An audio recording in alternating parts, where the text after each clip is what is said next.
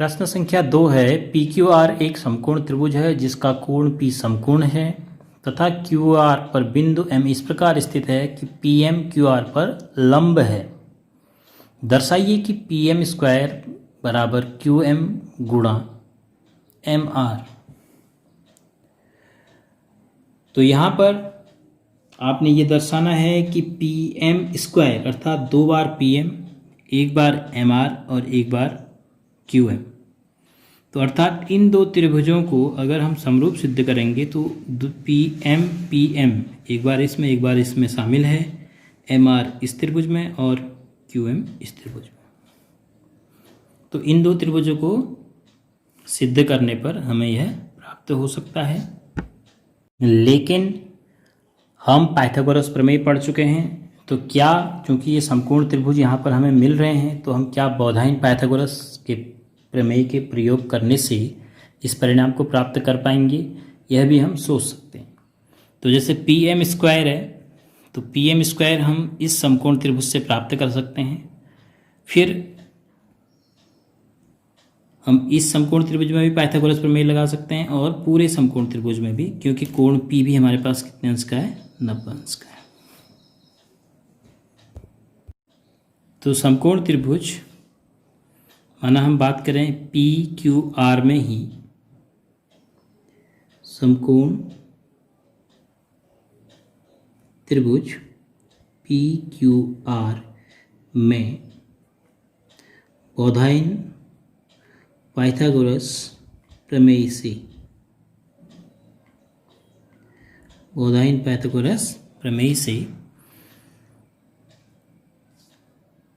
Q R समकोण के सामने की भुजा है क्यू आर का वर्ग बराबर पी आर का वर्ग धन और यहाँ से पी क्यू का वर्ग।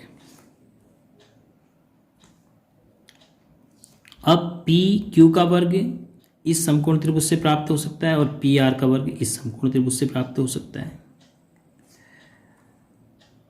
इसी प्रकार इसको माना हम नंबर 1 कह दें, समकोण त्रिभुज पी एम आर, अगर पी एम आर ये 90 अंश का है तो ये भी 90 अंश का होगा, एवं समकोण त्रिभुज पी एम क्यू से बौधाइन पाइथागोरस का ही प्रमेय से हमें क्या मिलेगा, कर्ण पी एम आर से पी आर का वर्ग बराबर पी एम का वर्ग धन एम आर का वर्ग, और यहाँ से पी क्यू का वर्ग बराबर पी एम का वर्ग धन एम क्यू का वर्ग। अब पी आर और पी क्यू के मान समीकरण 1 में रख देते हैं। तो समीकरण 1 में पी आर स्क्वायर एवं पी क्यू स्क्वायर के मान रखने पर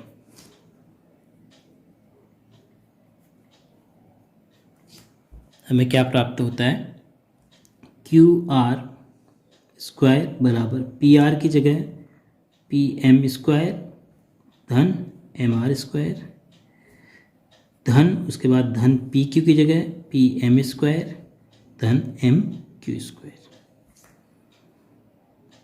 तो पी एम स्क्वायर और पी एम स्क्वायर तो ये हो गए 2 पी एम स्क्वायर धन एम आर स्क्वायर और धन एम क्यू स्क्वायर। अब अगर हम क्यू आर की जगह इसको ब्रेक कर देते हैं, क्यू आर को क्यू एम क्यू और एम आर में, क्यू एम धन एम आर में का वर्ग, क्योंकि क्यू आर का वर्ग है तो हमने क्यू आर की जगह लिखा है क्यू एम धन एम आर, तो का वर्ग है ऐसे। अब यहाँ पर एक संख्या धन दूसरी संख्या ए धन बी की घात 2 वाला सूत्र जो आप बीजगणित में पढ़ते हैं उसका हम इस्तेमाल करेंगे इस कोष्ठक को खोलने के लिए। तो पहले का वर्ग धन दूसरे का वर्ग धन 2 गुणा पहला गुणा दूसरा, A square plus B square plus 2ab बराबर के दाईं ओर था 2 pm square plus mr square plus mq Q square. तो अब देखो Q M square M R square ये तो कट गए, क्योंकि एम क्यू लिखो या क्यू एम लिखो रेखाखंड की लंबाई तो बदलेगी नहीं। तो यहाँ पर हमें ये दोनों पक्षांतर होकर कट गए, तो हमें क्या मिला 2QM गुणा एम आर बराबर 2PM स्क्वायर धन एम आर स्क्वायर धन M Q square minus QM square minus M R square. क्योंकि हम यहाँ से बाईं तरफ से दाईं तरफ में पक्षांतर कर दें, तो ये इससे कैंसिल हो गया और ये इससे कैंसिल हो गया, प्लस माइनस 0। तो आपके पास बचा 2PM स्क्वायर बराबर 2QM गुणा MR। अगर हम गुणा को पॉइंट से दिखाएंगे तो QM डॉट MR हो जाएगा।